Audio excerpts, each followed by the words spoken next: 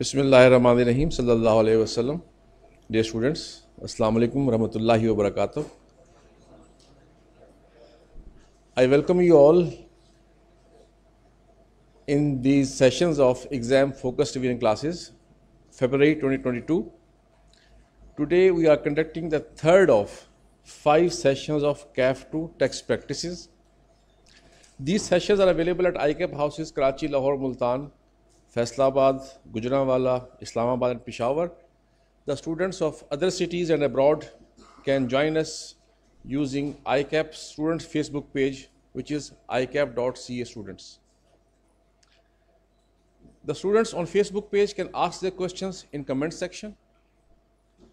The material being used today will be available through a link in comment section of this video. We are lucky enough that we have Mr. Ali Imran with us for these sessions. Mr. Ali Imran has teaching of over 7 years of this subject. He started his career as a CFO in industry, but he soon realized that his passion is teaching, and you know how passionate he is. His area of interest are business law, taxation, audit, and corporate laws. His passion is growing, and I hope you are getting benefit of his passion. Please welcome Mr. Ali Imran.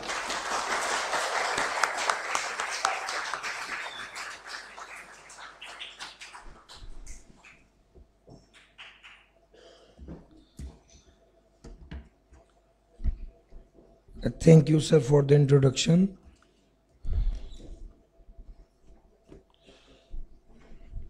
दो तीन बातें हमारी pending थी कल के session के हवाले से। कल हमने इनकम फ्रॉम बिजनेस जब कंप्लीट किया, वो काफ़ी लेंथी एरिया था। I tried my level best कि मैं मैक्सिमम कॉन्सेप्ट्स आप लोगों को रिवाइज करवा दूं। ऑल्दो उसमें एक कॉन्सेप्ट स्पेकुलेशन बिजनेस का था जो हम नहीं कवर कर सके, जिसके हवाले से मैंने यूट्यूब चैनल पर वो अपलोड कर दिया है आप लोगों की कन्वीनियंस के लिए। अच्छा, कुछ स्टूडेंट्स कह रहे थे कि सर हम वो सर्च नहीं कर पा रहे, वो CAF two tax practices by Ali Imran ACA। अभी मैंने 3-4 दिन पहले ही ये चैनल बनाया और एक्सक्लूसिवली इसी सेशन के लिए बनाया, बिकॉज जो चीज़ें रह जाती थी वो फिर कवर नहीं हो पाती थी। मतलब मिसाल के तौर पे मैं पढ़ाना चाह रहा हूँ, लेकिन उस टाइम लिमिटेशन की वजह से मैं नहीं पढ़ा पाया, तो वो बच्चे पूछ रहे होते थे और वो चीज़ें रह जाती थी। सो आई डिसाइडेड कि मैं एक यूट्यूब चैनल बना के आप लोगों को फैसिलिटेट कर दूँ, और आप वहाँ से जो चीज़ हमने यहाँ पर डिस्कस नहीं की वो वहाँ पर आप कवर कर सकें। ये जो सारे लेक्चर्स चल रहे हैं ड्यूरिंग द सेशन, ये वाले सेशंस भी, ये भी सेशन वाइज ब्रेक करके यूट्यूब पर ऐड कर दिए गए हैं इसी मकसद के लिए कि कभी आप मैक्सिमाइज करना चाहें स्क्रीन, या जो यूट्यूब पे वीडियो की ऑप्शंस हैं वो ज़्यादा बेहतर हैं ऑब्वियसली फेसबुक से। तो इस हवाले से हमने एक ये वाला काम किया। स्पेकुलेशन बिजनेस,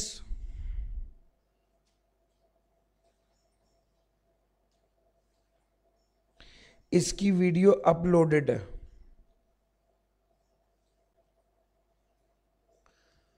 यानी जिन बहुत से स्टूडेंट्स को हमने लिंक फॉरवर्ड किया था, फर्स्ट जो लेक्चर था हमारा, फर्स्ट सेशन था, उसके व्यूज़ 800 के करीब होंगे जो यूट्यूब चैनल पे लोग देख चुके हैं, और टारगेट जो था, जो मेहनत कर रहे थे, उसका फ़ायदा अल्हम्दुलिल्लाह हो रहा है इन द शेप कि आप लोग जो है वो देख रहे हैं उसको।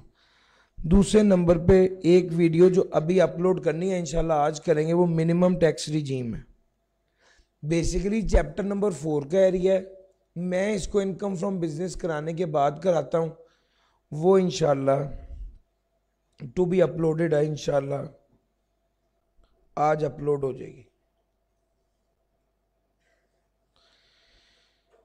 तीसरे नंबर पे एक पॉइंट जो कल हमने डिस्कस किया और रश ऑफ टाइम में मैं उसको बहुत अच्छे से बता नहीं पाया। जो मैंने आपको 4 पॉइंट इंपॉर्टेंट कहे थे, उसमें से सबसे पहला पॉइंट आपके साथ डिस्कस किया था। ऑल्दो उस पॉइंट से रिलेटेड वीडियो भी 3 से 4 मिनट की मैं यूट्यूब पे डाल चुका हूँ, लेकिन वो स्टूडेंट जो लाइव है, मैं रिस्पॉन्सिबिलिटी समझता हूँ अपनी कि उनको भी लेके चलूँ और उनको भी बता दूँ कि कहाँ पर इनकन्सिस्टेंसी रह गई कल के लेक्चर में।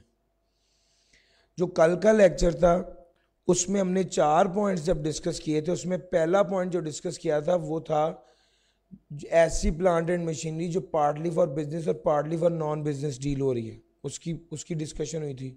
दूसरे नंबर पे डिस्कशन हुई थी हमारी इस पॉइंट पर कि व्हीकल जो नॉट प्लाइंग फॉर हायर है उसकी मैक्सिमम अलाउड कॉस्ट 2.5 मिलियन होती है, और अगर वो बेच दें तो क्या टैक्स ट्रीटमेंट होगी, और sale proceed as per tax rules क्या लेंगे, ये बात भी डिस्कस हो गई थी। तीसरे नंबर पे जो डिस्कशन हुई थी वो हुई थी इमूवेबल प्रॉपर्टी को डिस्पोज करने की, disposal of immovable property when cell proceed is greater than cost. और इसके हवाले से जब बात हुई थी तो हमने आपको बताया था कि जनाब अगर सेल प्रोसीड है 200, कॉस्ट है 100, एक्यूमुलेटेड डेप्रिसिएशन है 20, सेल प्रोसीड अगर कॉस्ट से ज़्यादा है तो हम कॉस्ट को रिप्लेस कर देते हैं सेल प्रोसीड से, और यहां पर WDV 180 आनी थी, और जो गेन आएगा वो हमेशा एक्यूमुलेटेड डेप्रिसिएशन के बराबर होगा। शायद मैंने ये पॉइंट 2-3 बार डिस्कस किया और 1-2 स्टूडेंट्स ने कहा कि सर जो क्लास में आपने पढ़ाया था वो इसके ऑपोजिट था। मैंने कन्फ्यूजन को दूर करने के लिए, मेरी जिम्मेदारी है, कोई एक बच्चा भी मिसगाइड हो गया तो वो बहुत मेरे लिए एक्सेप्टेबल नहीं है, तो मैं इसलिए इसको दोबारा बताया।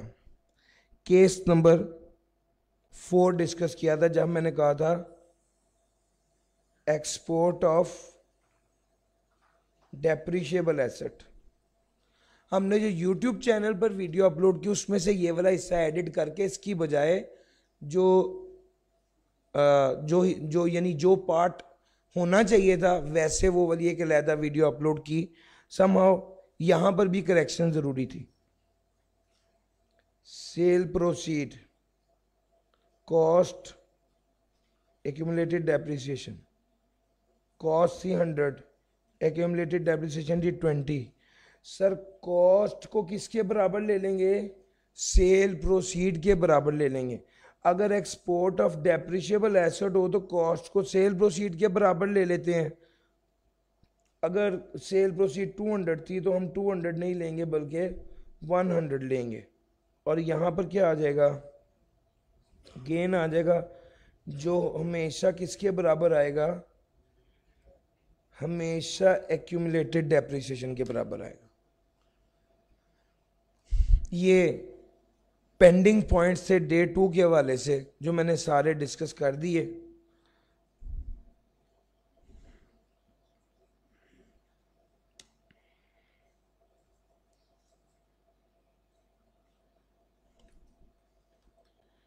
कल बहुत से बच्चे सवाल पूछ रहे थे और पूछना चाह रहे थे, लेकिन मुझे जाना पड़ा यहाँ से, और मैंने मैनेजमेंट से पूछा कि मैं इन सब बच्चों के सवालात को एड्रेस करना चाहता हूँ। तो उन्होंने मुझे बताया कि सर आप अपना व्हाट्सएप नंबर शेयर कर सकते हैं बच्चों के साथ, जो बच्चे भी पर्सनली आपसे सवाल पूछना चाहें वो पूछ लें। This is purely for the student.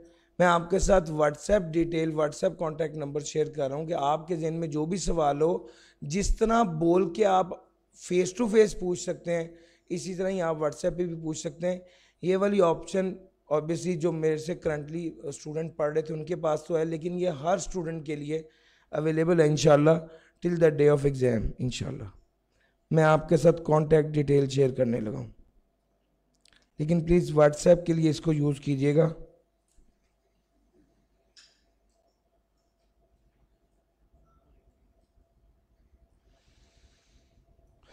नहीं सर, ये प्योरली स्टूडेंट्स के लिए और सिर्फ ये till the date of exam, जब तक नहीं हो जाते आप लोगों के इंशाल्लाह मैं अवेलेबल हूँगा हर स्टूडेंट के लिए जो टेक्स्ट पढ़ रहा है, कैफ 2 पढ़ रहा है ख़ास तौर पे। लें सर, ये कुछ पुरानी बातें थी जो मसाइल हल हो गए, असल बात तो आज की अब से शुरू होनी। सर लॉसेस,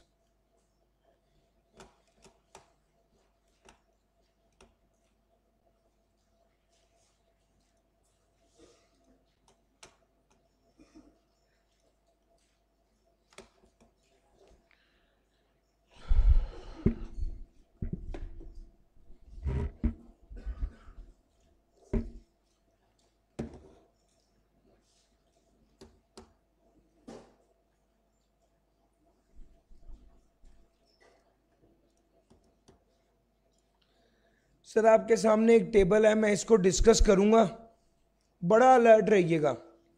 इसमें अगर एक बच्चे को अच्छे से चीज की समझ आए तो लॉसेस वो 5 से 7 मिनट में रिवाइज कर सकता है पूरा टॉपिक। जरा ध्यान से मेरे साथ रहिएगा। सर जी 3 से 4 मिनट बाद आपको यस नो कहना होगा, जरा जागते रहेगा। मैं आपको क्यों भी दे रहा हूं कि 3-4 मिनट बाद मैं चेक करूंगा कि जाग रहे हैं कि नहीं जाग रहे। सर जी सबसे पहला एरिया है हेड ऑफ इनकम।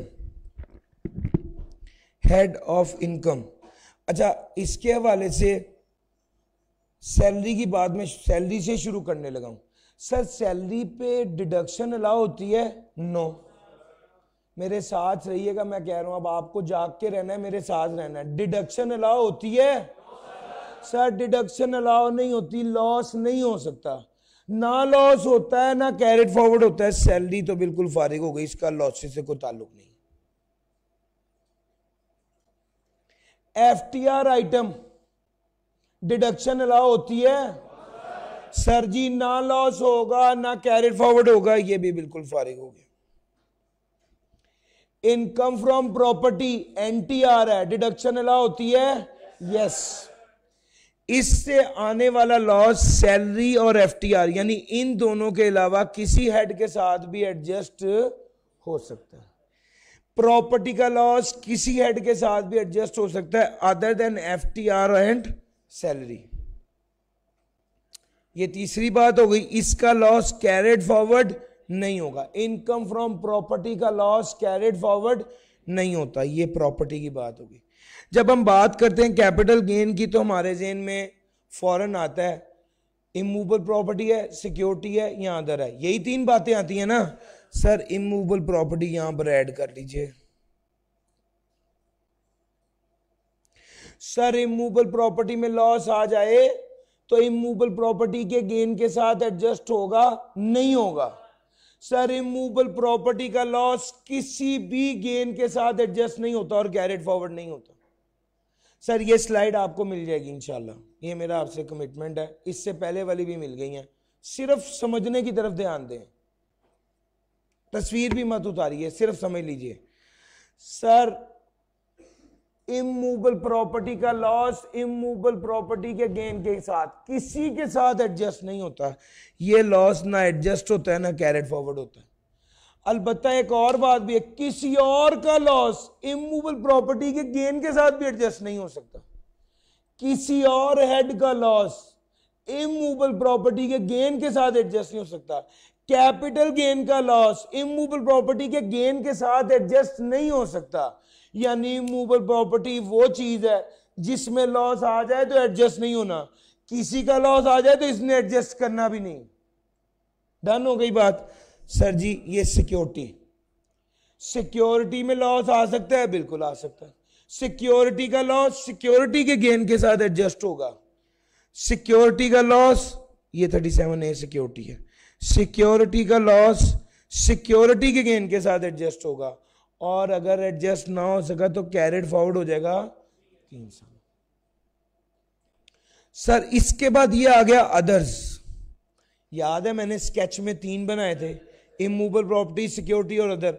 अदर में जो लॉस उस वक्त बताया था वही लॉस है। सर अदर में अगर लॉस आया तो वो कैपिटल गेन के साथ एडजस्ट हो जाएगा, यानी कैपिटल लॉस कैपिटल अदर्स में लॉस आया तो वो कैपिटल गेन के साथ एडजस्ट हो जाएगा और कैरेड फॉरवर्ड भी हो जाएगा। कितने अरसे के लिए? 6 साल। सर अगर ये सारी बात आपकी समझ में आ गई तो एक इंपॉर्टेंट की पॉइंट समझिए, वो क्या है? वो ये है कि सर अगर सिक्योरिटी में लॉस आ गया और अदर में गेन आ गया तो क्या ये एडजस्ट होगा? सर जी बताइए जरा।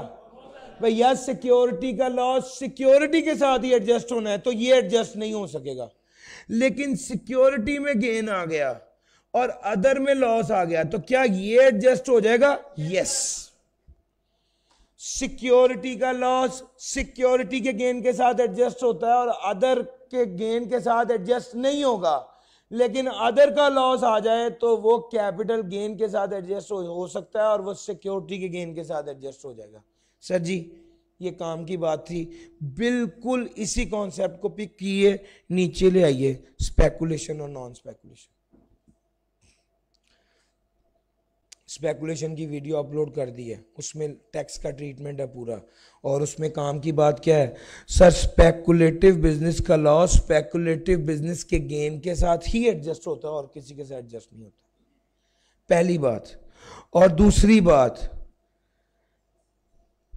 अगर एडजस्ट ना हो सके तो 6 साल के लिए कैरेड फॉरवर्ड वाला है ही 6 साल के लिए, सिवाय सिक्योरिटी के केस में जिसमें कैरेड फॉरवर्ड कितना है? 3 साल। अच्छा जनाब, अगर स्पेकुलेशन बिजनेस नहीं है, नॉन स्पेकुलेशन बिजनेस है, इसी को ट्रेडिंग बिजनेस भी कहते हैं। सर अगर नॉन स्पेकुलेशन बिजनेस है तो इसका लॉस किसी भी इनकम के साथ एडजस्ट हो जाएगा other than salary and. Sir salary और एफटीआर तो ऐसे हैं ना लॉस आता है ना ही किसी के लॉस को एंटरटेन करते हैं, बल्कि इस लिस्ट में आप इमूवेबल प्रॉपर्टी को भी शामिल कर लीजिए। इसमें इमूवेबल प्रॉपर्टी वाला गेन भी किसी लॉस को एडजस्ट नहीं करता। सर अदर सोर्सेज में अगर लॉस आ जाए तो ये लॉस भी इसकी तरह हर हेड के साथ एडजस्ट हो जाएगा सिवाय सैलरी और एफटीआर के। सर मैंने 5 हेड्स ऑफ इनकम को डिस्कस कर लिया, मैं कुछ काम की बातें आपके साथ करने लगा हूं। बात नंबर 1, लॉस आ जाए ना, कैपिटल गेन का लॉस हो तो कैपिटल गेन के साथ ही एडजस्ट होना है, स्पेकुलेशन का लॉस हो तो स्पेकुलेशन के गेन के साथ ही एडजस्ट होना है। ठीक हो गया। इसके अलावा दूसरे जो हेड्स रह गए, बिजनेस का लॉस हो अदर देन स्पेकुलेशन तो वो किसी और हेड के साथ एडजस्ट हो सकता है सिवाय सैलरी और एफटीआर। अदर सोर्स का लॉस हो किसी हेड के साथ भी एडजस्ट हो सकता है सिवाय सैलरी और एफटीआर। सर जी प्रॉपर्टी का लॉस आ जाए किसी हेड के साथ भी एडजस्ट हो सकता है सिवाय सैलरी और एफटीआर। उसने एक जुमला लिखा हुआ है, कहता है लॉस कैरिड फॉरवर्ड होता ही सिर्फ 2 चीजों का है, एक कैपिटल लॉस और एक बिजनेस लॉस। गौर कीजिए, वाकई प्रॉपर्टी का लॉस कैरिड फॉरवर्ड नहीं होता, सैलरी में लॉस आता ही नहीं है, और अदर सोर्स का लॉस भी कैरिड फॉरवर्ड नहीं होता। सर ठीक हो गया। उसके बाद उसने एक और बात कही, वो यहां पे नहीं लिखी हुई।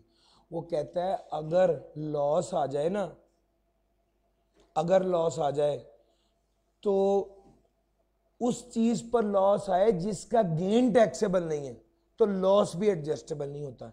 ये वाली बात कैपिटल गेन में भी आपको पढ़ाई गई है। अगर किसी मिसाल के तौर पे एग्रीकल्चर इनकम का गेन आ जाए तो टैक्सेबल होगा? नहीं।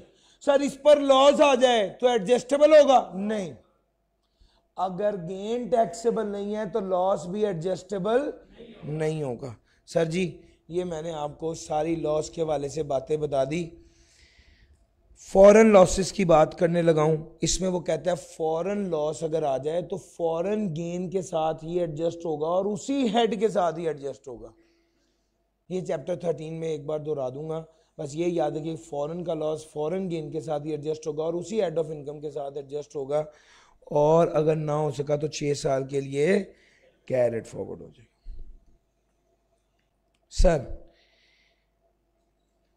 ये मैंने आपको सारी डिस्कशन करा दी इसकी। 1-2 पॉइंट्स और हैं वो आपको बताने हैं, जिसमें मेनली जो पॉइंट्स हैं वो हैं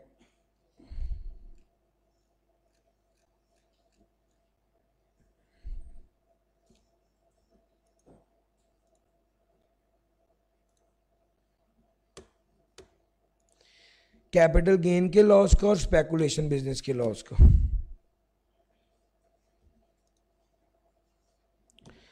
सर अगर स्पेकुलेशन बिजनेस की बात करें तो स्पेकुलेशन बिजनेस का लॉस स्पेकुलेशन बिजनेस के गेन के साथ एडजस्ट होता है, नहीं तो 6 साल के लिए कैरिड फॉरवर्ड हो जाता है।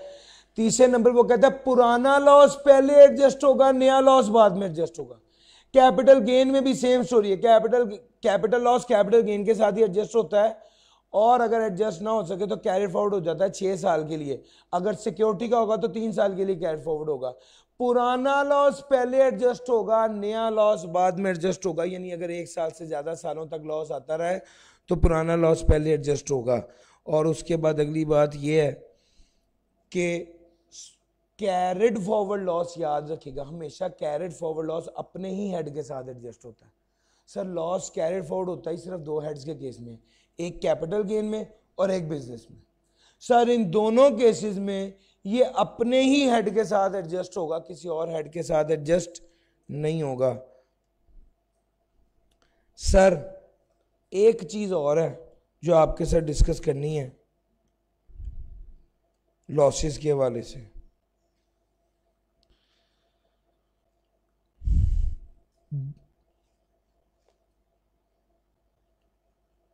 जी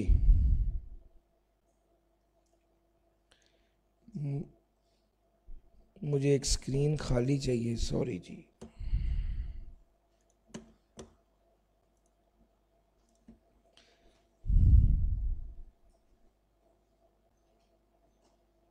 अगर बिजनेस लॉस है, अगर बिजनेस लॉस है 900 का, तो वो कहता है loss due to amortisation, depreciation, initial allowance. Loss due to amortisation, depreciation और इनिशियल अलाउंस कितना है, इसको अलहदा कर लीजिए और बकाया लॉस को अलहदा कर लीजिए। सर ये जो loss due to amortisation, depreciation और इनिशियल अलाउंस होता है ये कैरिड फॉरवर्ड हो सकता है कब तक, अनटिल सेट ऑफ। सर अभी आपको बताया बिजनेस का लॉस 6 साल के लिए कैरिड फॉरवर्ड होता है। अब जब बिजनेस की डिटेल में जाएंगे तो पता चलेगा बिजनेस के लॉस के अंदर भी अगर वो लॉस अमाउंटाइजेशन, डेप्रिसिएशन या इनिशियल अलाउंस की वजह से है तो ये 6 साल के लिए नहीं, अनटिल सेट ऑफ, जब तक सेट ऑफ नहीं हो सकता कैरिड फॉरवर्ड हो जाएगा। इसका मतलब ये जो बकिया लॉस बच गया है जो इन अमाउंटाइजेशन, डेप्रिसिएशन और इनिशियल अलाउंस की वजह से नहीं है, ये कैरिड फॉरवर्ड हो सकता है कब तक, 6 साल तक। ये एक एडिशनल बात है, ये अपने जेहन में रखिएगा, ये 6 साल तक कैरिड, यानी इनिशियल अलाउंस, अमाउंटाइजेशन और डेप्रिसिएशन का जो लॉस है ये कैरिड फॉरवर्ड हो सकता है जब तक सेट ऑफ ना हो, और दूसरे लॉसेज हैं वो 6 साल के लिए कैरिड फॉरवर्ड हो सकते हैं। इसीलिए उसने कहा सबसे लास्ट में ये वाला लॉस एडजस्ट करो, सबसे लास्ट में ये वाला लॉस एडजस्ट करें जो अमाउंटाइजेशन, डेप्रिसिएशन और इनिशियल अलाउंस की वजह से। सर मैंने आपसे इसके हवाले से सारी बातें कर दी, अब जो अगली बात करनी है वो है टैक्स क्रेडिट के हवाले से। Tax credit, what is tax credit? Sir वो जो टैक्स इसके चैप्टर 11 में दरमियान में आपको डिडक्टेबल अलाउंस भी दिया होगा, लेकिन आपको तो पता है वो डिडक्टेबल अलाउंस आप पढ़ चुके हैं, यस और नो? सर वो डिडक्टेबल अलाउंस आप पढ़ चुके हैं इसलिए उसको डिस्कस नहीं किया। उसमें थर्ड पॉइंट पर ये है जो बात कर रहा है टैक्स क्रेडिट की, और टैक्स क्रेडिट जो है ये हमारे लिए इंपॉर्टेंट है। ये हमने चैप्टर 4 में टच नहीं किया था क्योंकि हमें पता था यहाँ आके पढ़ना है। सबसे पहली और इंपॉर्टेंट बात जो कि कई बार पेपर में आ चुकी है, 2 अटेम्प्ट्स पहले भी आया है, सर ऑर्डर क्या होगा टैक्स क्रेडिट का? सबसे पहले फॉरेन टैक्स क्रेडिट, दूसरे नंबर पे tax credit on donation, investment और एनलिस्टमेंट, तीसरे नंबर पे क्वार्टरली एडवांस टैक्स। यानी ये तरतीब होगी टैक्स क्रेडिट की। सबसे पहले फॉरेन टैक्स क्रेडिट, फिर डोनेशन, इन्वेस्टमेंट और एनलिस्टमेंट, और फिर quarterly advance tax. Sir donation पर टैक्स क्रेडिट मिलता है? यस मिलता है। कि कब मिलता है? जब आप डोनेशन देते हैं। किसको? बोर्ड ऑफ एजुकेशन या यूनिवर्सिटी इन पाकिस्तान को। किसको? ऐसे एजुकेशनल इदारे को या रिलीफ फंड को जो स्टैब्लिश किसने किया हो, फेडरल, प्रोविंशियल या लोकल गवर्नमेंट ने किया हो, या नॉन प्रॉफिट ऑर्गेनाइजेशन, या जो एंटिटी मेंशन्ड है 13 स्केड्यूल की। इन सारे इदारों को डोनेशन दी जाए तो आपको टैक्स किस तरह दी जाए? सर क्रॉस चेक के जरिए दी जाए। किस तरह दी जाए? क्रॉस चेक के जरिए दी जाए तो आपको क्या मिलेगा? टैक्स क्रेडिट मिलेगा। कितना? A over B into C। A over B into C। Now what is A? Tax liability। What is B? Taxable income। What is C? वो अमाउंट जिस पर टैक्स क्रेडिट मिलना है। C क्या है? वो amount on which the tax credit is given। Sir ये A over B तो हमेशा tax liability divide by taxable income ही रहेंगे टैक्स क्रेडिट के एरिया में। C अलबत्ता चेंज होता रहेगा, C की शर्तें बदलती रहेंगी। टैक्स वाला ने कई मौके पे बताया इस अमाउंट पे क्रेडिट मिलेगा, इस पे नहीं मिलेगा, इस हद तक टैक्स क्रेडिट मिलेगा, तो जनाब C चेंज होता रहेगा। इसी वजह से A over B into C एक बार बता दिया टैक्स क्रेडिट में ये चलेगा। A is tax liability, B is taxable income, C amount on which the tax credit is given. और ये वेरी करेगा from case to case. Sir ji जरा इसको देखना है C क्या होगा। सर अगर डोनेशन की बात करेंगे तो C होगा 30% of taxable income in case of individual या AOP, 20% in case of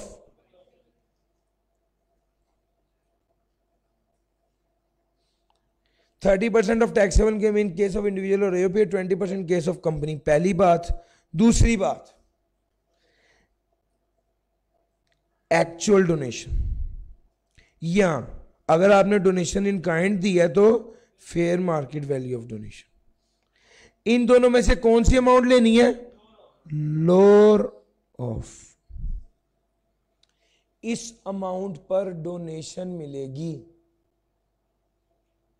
sorry इस अमाउंट पर टैक्स क्रेडिट मिलेगा। A over B into C। What is A? Tax liability। What is B? Taxable income। What is C?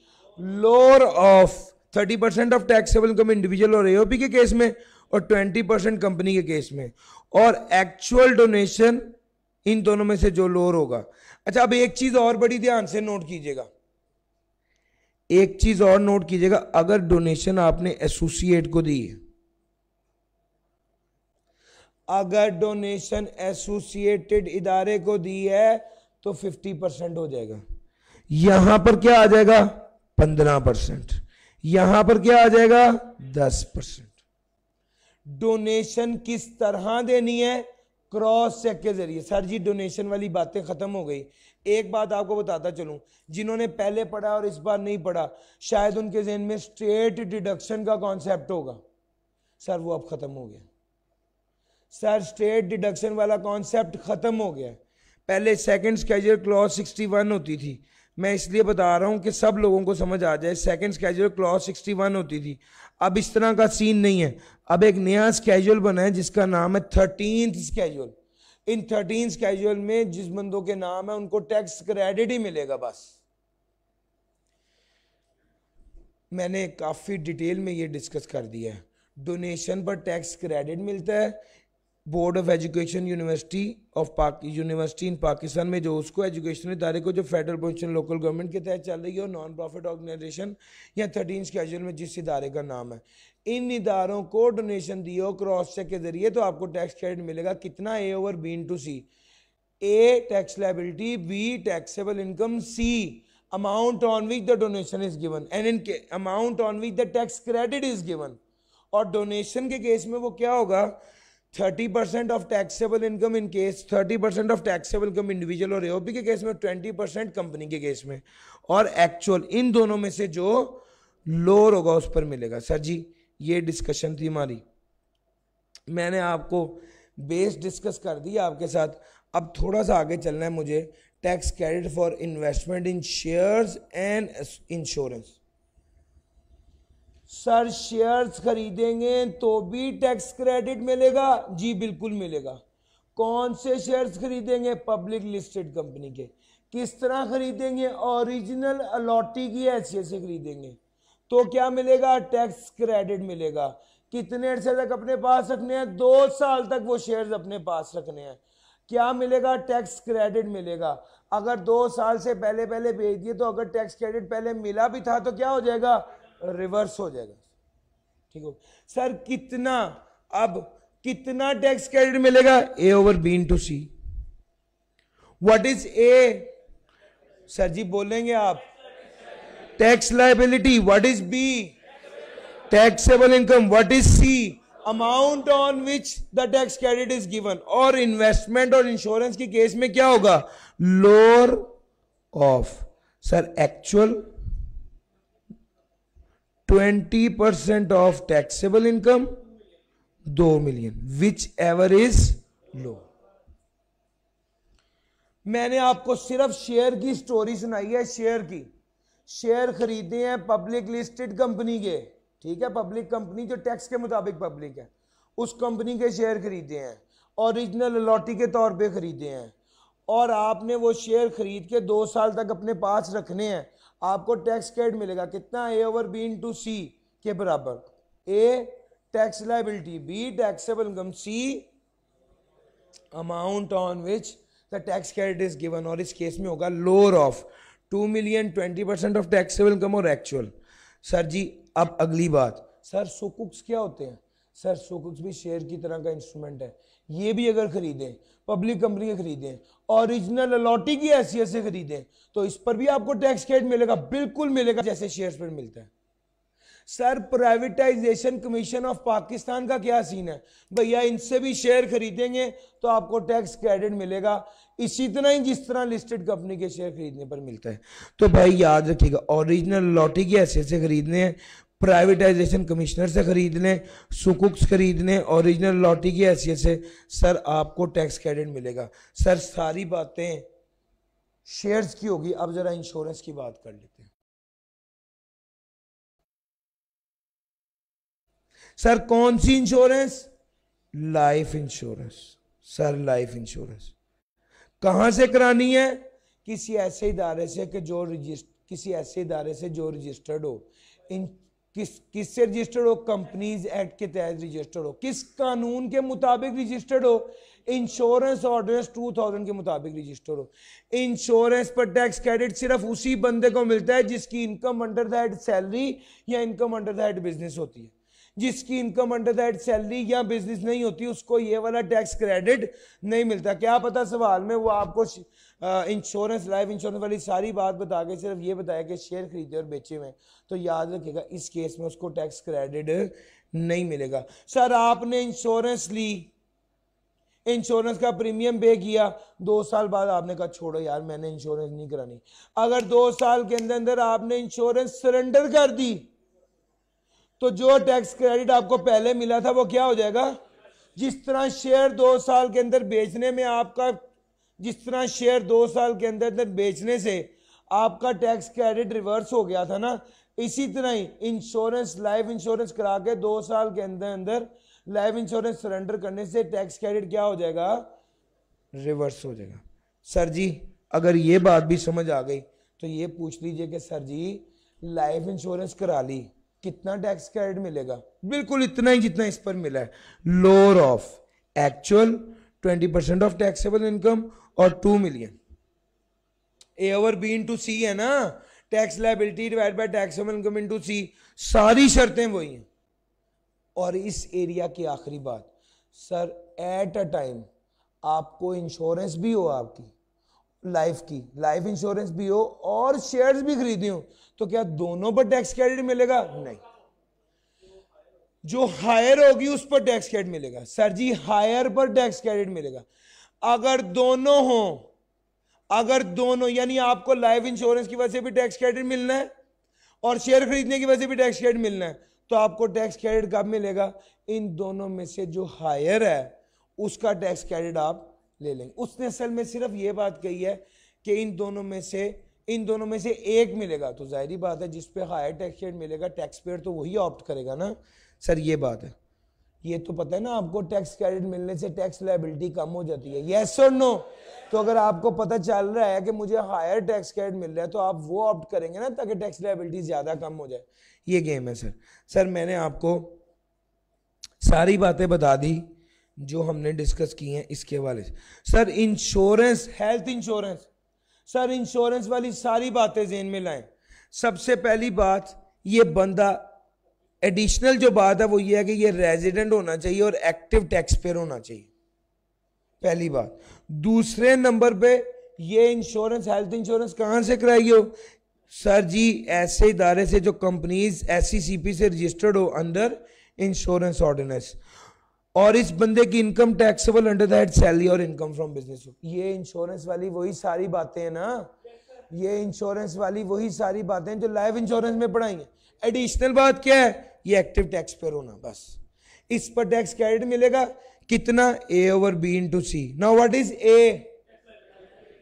Sir ji आपको बोलना पड़ेगा, tax liability. What is B? Taxable income. What is C? Lower of कितना? Actual 5% of taxable income 150,000। इन तीनों में से जो lower होगा वो C होगा, और उसके मुताबिक आप क्या निकालेंगे? उसके मुताबिक आप टैक्स क्रेडिट कैलकुलेट कर लेंगे। Sir ji tax credit for contribution to approved pension fund. Sir इस केस में वो बंदा जो कि अप्रूव्ड पेंशन फंड में कंट्रीब्यूट करता है, उस बंदे के लिए भी लाजिम है कि उसकी income under the head salary या इनकम फ्रॉम बिजनेस रूल हो, और वो बंदा एलिजिबल होना चाहिए। सर ये एलिजिबल पर्सन कौन होता है? सर वो बंदा जो नेचुरल पर्सन हो। जी AOP की बात नहीं कर रहे, नेचुरल पर्सन की बात करें। सर जिसका शनाख्ती कार्ड बनाओ, और अगर फॉरेनर है तो ओवरसीज आइडेंटिटी कार्ड बनाओ, और उसका या वो होल्ड करता हो NTN, सर उसकी बात हो रही है। एलिजिबल पर्सन हो तो इससे क्या मिलेगा? और वो उसकी इनकम हो taxable under the head salary या इनकम फ्रॉम बिजनेस, तो उसे टैक्स क्रेडिट मिलेगा। कब? जब वो कंट्रीब्यूट करेगा। कहां पे? अप्रूव्ड पेंशन फंड में। सर कितना टैक्स क्रेडिट मिलेगा? A/B into C। Now what is A? What is B? What is C? Lower of. Sir ji lower of क्या है? Actual 20% of taxable income. अब गौर से यहां पे रुक जाएं। अब दो प्रोविजन इसके बाद है। पहली प्रोविजन तो यह है कि 1 साल बढ़ने पर, हर 1 साल बढ़ने पर यह कितना इंक्रीज हो जाएगा? 2%। 1 साल कितने से बढ़ने पर? अबव 40। 40 साल के ऊपर 1 साल बढ़ने पर 2% इंक्रीज हो जाएगा वो अमाउंट जिस पर टैक्स क्रेडिट मिल रहा है। 40 साल से ऊपर 1 साल बढ़ने पर 2% से इंक्रीज हो जाएगी वो अमाउंट जिस पर टैक्स क्रेडिट मिलना है, यानी C। 20% ऑफ टैक्सेबल इनकम, यानी अगर किसी बंदे की एज 45 ईयर्स है तो ये कितना हो जाएगा? 1 साल बढ़ने पर 2%, तो 5 साल बढ़े हैं तो 10%, तो ये कितना हो जाएगा? 30% ऑफ टैक्सेबल इनकम। और अगर एज 50 है तो कितना हो जाएगा? अगर एज 50 है तो कितने साल बढ़े? सर 40 से 50 में कितने साल बढ़े? इसको मल्टीप्लाई बाय 2 कर दें, 20% बढ़ जाएगा। 20 + 20 कितना हो गया? 40। सर जी पहली बात है एक्चुअल, दूसरी है 20% ऑफ टैक्सेबल इनकम। लेकिन ये 20% 40 ईयर से अबव हर साल बढ़ने पर 2% से इंक्रीज कर जाएगा। दूसरी बात ये आपसे की सर जी, तीसरी बात क्या है, पिछले साल की टैक्सेबल इनकम का 30%, 30% of taxable income of preceding tax year. बात अभी भी खत्म नहीं हुई, एक बात अभी भी रहती है। पहले कहा एक्चुअल और 20% ऑफ टैक्सेबल इनकम, इधर क्या के रोकी बात। अगले स्टेप पे कहा 40 साल से हर एक साल बढ़ने पर 2% सी बढ़ जाएगा। तीसरी बात क्या की, पिछले साल की टैक्सेबल इनकम का 30%। चौथी बात क्या की, इस साल की टैक्सेबल इनकम का 50% से ज्यादा फिर भी नहीं हो सकता। C can not be more than 50% of taxable income of current year.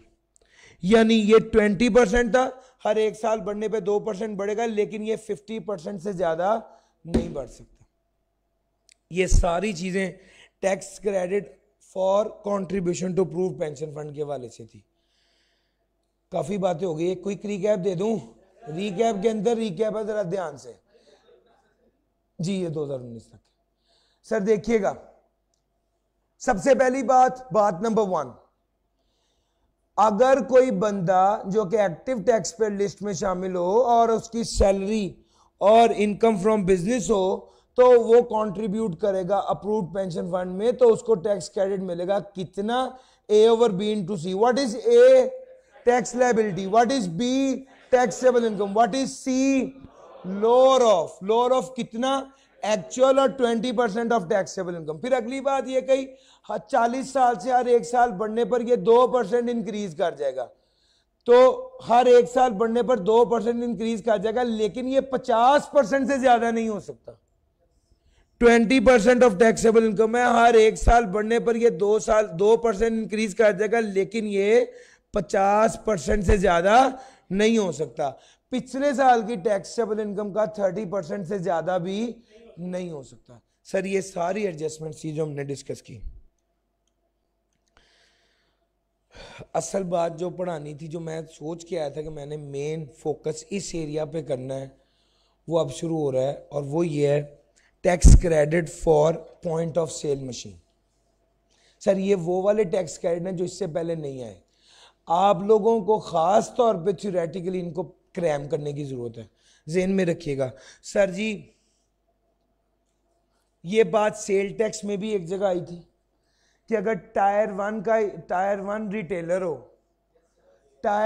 का रिटेलर हो और वो integrated point of sale machine ना लगाए, तो 90% की बजाय 60% ऑफ आउटपुट टैक्स तक एडजस्ट कर सकता है। याद है? ये बात मैंने वैसे ही रेफर किया, वहां जाके पढ़ा दूंगा।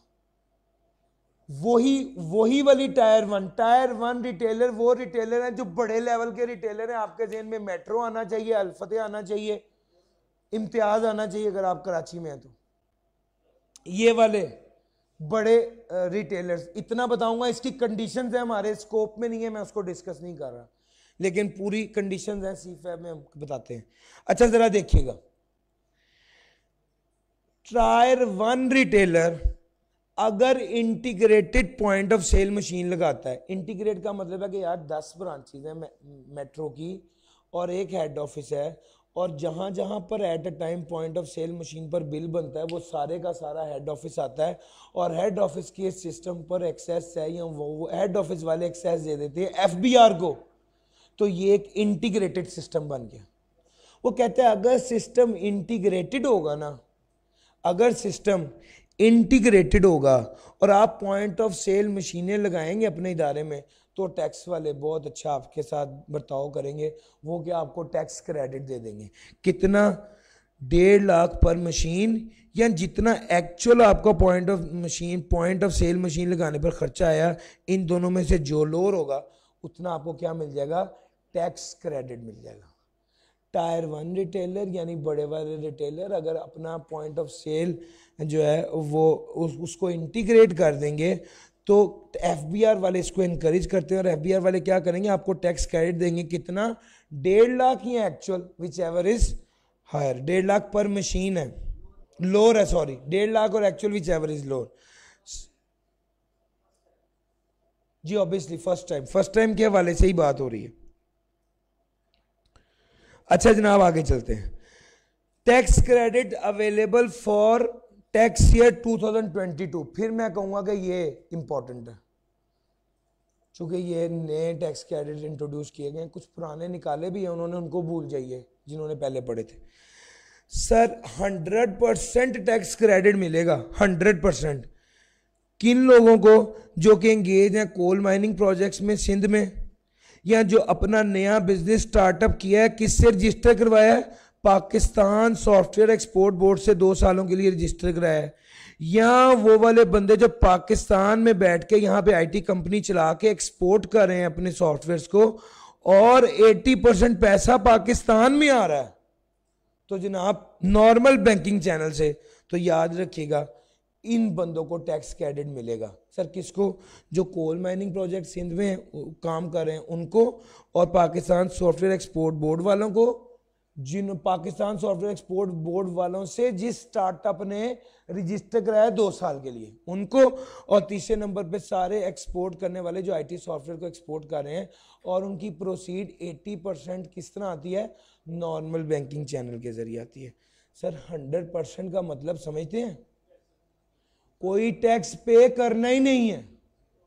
सर टैक्स क्रेडिट 100% का मतलब क्या हुआ? खत्म, फिनिश, यही मतलब है ना सर? कोई टैक्स पे करना ही नहीं। सर लेकिन इसकी कुछ शर्तें हैं। शर्त नंबर 1, एनुअल रिटर्न जमा कराते हो। अगर आपसे रिक्वायर्ड था कि आप टैक्स डिडक्ट करें या टैक्स कलेक्ट करें तो आपको वो करना चाहिए। विद होल्डिंग टैक्स स्टेटमेंट भी जमा करवाते हो, और मंथली सेल टैक्स रिटर्न भी जमा करवाते हो। कौन सी कंडीशंस हैं? वो कहता है जी कौन सा टैक्स क्रेडिट है, 100% टैक्स क्रेडिट कब मिलेगा, और उसकी क्या कंडीशन है। 6 नंबर का सवाल आराम से ब्लेस हो सकता है। यही सारी चीजें आपको क्रैम करनी है। सर जी अगली बात, specified industrial undertaking. Specified industrial undertaking जो होती है उस पर भी टैक्स क्रेडिट मिलता है। अब सवाल यह है कितना? 25%। किस पर? एलिजिबल इन्वेस्टमेंट पर। किसको? एलिजिबल पर्सन को। इसमें टैक्स क्रेडिट मिलना है, इन्वेस्टमेंट का 25% मिलना है, और एलिजिबल पर्सन को मिलना है। अब सवाल यह है एलिजिबल, हमारी अब मेन 2 ही चीजों पे फोकस है, एक एलिजिबल इन्वेस्टमेंट क्या है और एक एलिजिबल पर्सन क्या है। यही 2 मेन पॉइंट्स है ना, मेरे साथ रहिएगा। ये इतना पावरफुल टैक्स क्रेडिट है कि अगर मिनिमम टैक्स रिजीम और फाइनल टैक्सेस भी हो तो भी ये अप्लाई होता है। सर याद रखिएगा टैक्स क्रेडिट कैरिड फॉरवर्ड नहीं होता सिवाय इस टैक्स क्रेडिट के। ये टैक्स क्रेडिट इतना पावरफुल है कि 2 साल के लिए कैरिड फॉरवर्ड भी होता है, यानी ये टैक्स क्रेडिट 3 साल के लिए होता है। जिस साल इन्वेस्टमेंट की उस साल की लायबिलिटी के साथ भी एडजस्ट होगा, उससे अगले साल की टैक्स लायबिलिटी के साथ भी एडजस्ट होगा, और उससे अगले साल की टैक्स लायबिलिटी के साथ भी एडजस्ट होगा। यानी 1 साल सेट ऑफ होगा और 2 साल कैरिड फॉरवर्ड होगा। तो ये टैक्स क्रेडिट होता 3 सालों के लिए है। Sir 25% of the eligible investment पर, इन्वेस्टमेंट करने पर किसको टैक्स क्रेडिट मिलेगा? एलिजिबल पर्सन को।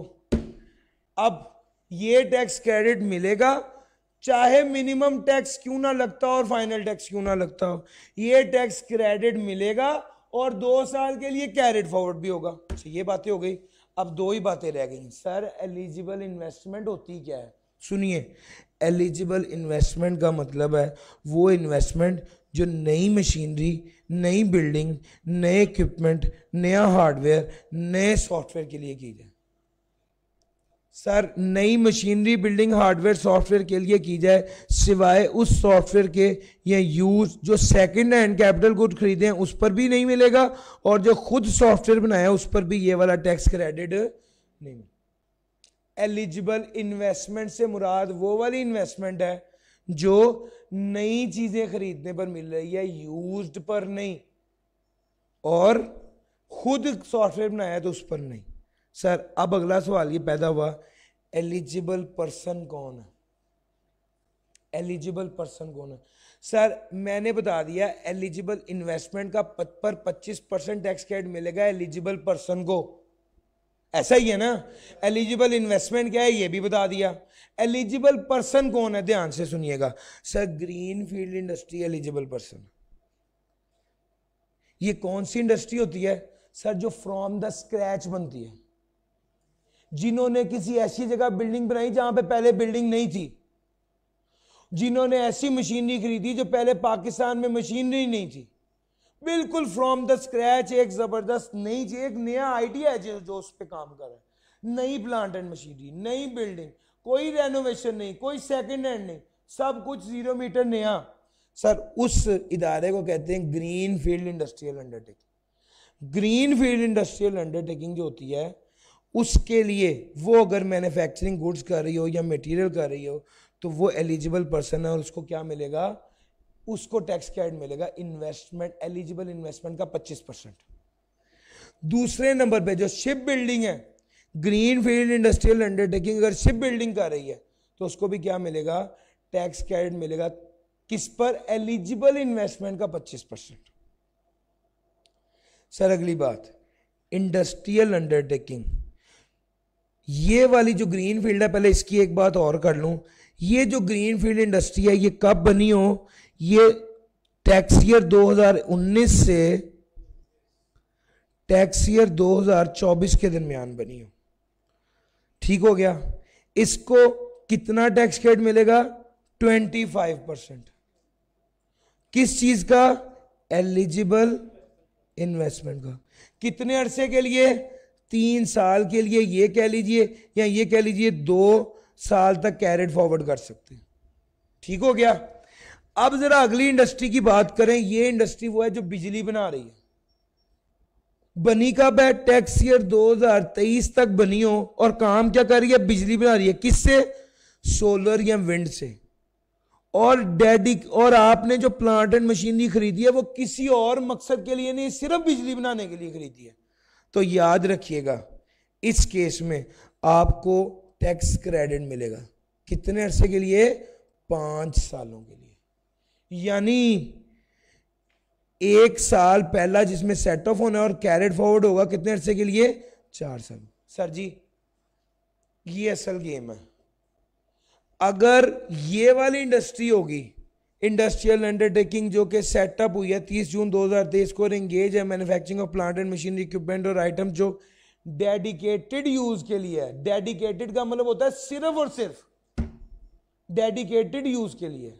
सर उसकी बात करें, और इस्तेमाल क्या करना था? सोलर या विंड से आपने एनर्जी बनानी थी, बिजली बनानी थी, तो आपको जो टैक्स क्रेडिट मिलेगा वो 5 सालों के लिए मिलेगा। यानी 1 साल सेट ऑफ और अगले 4 साल के लिए कैरेट फॉरवर्ड कर सकते हैं।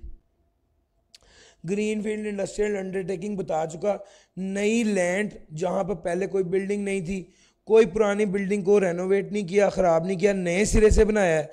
पुरानी कंपनी नहीं थी, नई कंपनी बनाई है, और ऐसी टेक्नोलॉजी इस्तेमाल करें जो पहले पाकिस्तान में इस्तेमाल नहीं हुई।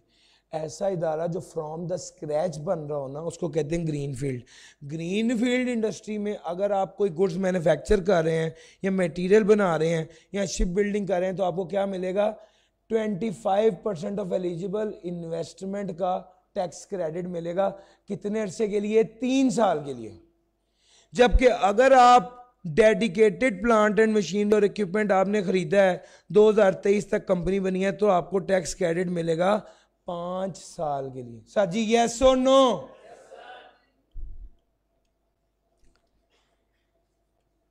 जी हम एक एरिया और कंप्लीट कर चुके, एग्जेम्पशन एंड टैक्स कंसेशंस। जी जो डेडिकेटेड प्लांट एंड मशीनरी है ना, और वो बना क्या रही है? बिजली बना रही है, सोलर या विंड, उस इदारे के लिए 5 साल के लिए टैक्स क्रेडिट है। यानी 4 साल तक कैरेट फॉरवर्ड हो सकता है। जी भैया टैक्स क्रेडिट 3 साल का है, तो 1 साल सेट ऑफ हुआ और 2 साल कैरेट फॉरवर्ड हो गया। भैया 5 साल सिर्फ उस केस में जब डेडिकेटेड प्लांट एंड मशीनरी बनी। अगर डेडिकेट आमतौर पे 3 साल है। अगर बिजली बनाई सोलर या विंड और डेडिकेटेड प्लांट एंड मशीनरी उसी के लिए इस्तेमाल हो रही है, तो उस केस में टैक्स क्रेडिट 5 साल है। 1 साल सेट ऑफ, 4 साल कैरेट फॉरवर्ड। ये नोट कर लीजिए जी। Exemption and tax concessions. Sir ji, agriculture income ऐसी इनकम होती है जो लैंड से वाबस्ता हो। आपने जगह ठेके पर दी है तो जो ठेका मिल रहा है वो एग्रीकल्चर इनकम है। आपने जगह ठेके पर दी और तय ये किया हुआ है कि आधी फसल लूंगा, रेंट इन काइंड है, ये भी एग्रीकल्चर इनकम है। आपने जगह ही पूरी किराए पर दे दिया है या उस एग्रीकल्चर लैंड के साथ कोई बिल्डिंग किराए पर दे दी है, सर ये भी एग्रीकल्चर इनकम है। एग्रीकल्चर इनकम का ताल्लुक उसने लैंड के साथ जोड़ दिया है, चाहे आपको उसके पैसे मिल रहे हैं, चाहे रेंट इन काइंड है, यानी आपको फसल का कुछ हिस्सा मिल रहा है। सर इन सारे केसेस में ये एग्रीकल्चर इनकम होगी। और एग्रीकल्चर इनकम क्या होती है? एग्जेम्प्ट होती है। सर जी, हत्ता कि आप कोई ऐसा काम कर रहे हैं जिससे एग्रीकल्चरल प्रोडक्ट मार्केट में बेचने के काबिल हो जाए तो भी एग्रीकल्चर इनकम होगी। यानी आप कच्चे आमों को मसाला लगाकर वो सब सेलेबल हो जाते हैं तो फिर बेचते हैं, ये जो प्रोसेस आप परफॉर्म कर रहे हैं, सर ये भी इससे जो पैसे कमा रहे हैं ये भी एग्रीकल्चर इनकम होगी और ये टैक्सेबल नहीं होगी। अच्छा जनाब, उसके बाद अगली बात, क्या आपको जो किराया मिल रहा है एग्रीकल्चर लैंड पर कोई बिल्डिंग बनाई है तो वो टैक्सेबल होगी या एग्जेम्प्ट होगी? याद रखिएगा, बिल्डिंग का किराया इनकम फ्रॉम प्रॉपर्टी में आता है, लेकिन अगर ये बिल्डिंग लैंड के मुल्का इलाकों में, सर उसने कहा है कहां पर मौजूद है, इमीडिएट विसिनिटी में मौजूद है, मुल्का इलाकों में, कनेक्टेड इलाके में मौजूद है, और बिल्डिंग जो है वो ओन्ड और ऑक्यूपाइड बाय द कल्टीवेटर और receiver of rent in kind. Building जो है वो ओन्ड और ऑक्यूपाइड बाय द कल्टीवेटर और receiver of rent in kind है। जो काश्तकारी करता खुद वो है या जो बंदा रेंट इन काइंड लेता है उसके पास है। और ये किसके तौर पे इस्तेमाल हो रही है? ड्वेलिंग हाउस यानी स्टोर के तौर पे इस्तेमाल हो रही है। यहाँ पे इकट्ठा किया जा रहा है एग्रीकल्चर प्रोडक्ट को। सर अगर ये सारी शर्तें पूरी हो जाएं तो याद रखिएगा, ये सारी शर्तें पूरी हो जाएं तो ये एग्जेम्प्ट हो जाएगा। सारी शर्तें पूरी हो जाएं तो ये एग्रीकल्चर इनकम है और एग्रीकल्चर इनकम एग्जेम्प्ट है। सर अगर आप रॉ मटेरियल को इस्तेमाल कर रहे हैं एज रॉ, अगर आप एग्रीकल्चर प्रोडक्ट को इस्तेमाल कर रहे हैं एज रॉ मटेरियल, और इसकी एग्जांपल मैं जल्दी से दूंगा, मिचल्स वाले जो हैं वो उनके अपने मिचल्स के बागात हैं, वो स्ट्रॉबेरी अपने बागों से उतारते हैं और मिचल्स की जैम बनाने के लिए इस्तेमाल करते हैं। अब एग्रीकल्चर प्रोड्यूस को आप रॉ मटेरियल के तौर पे इस्तेमाल कर रहे हैं, ठीक हो गया।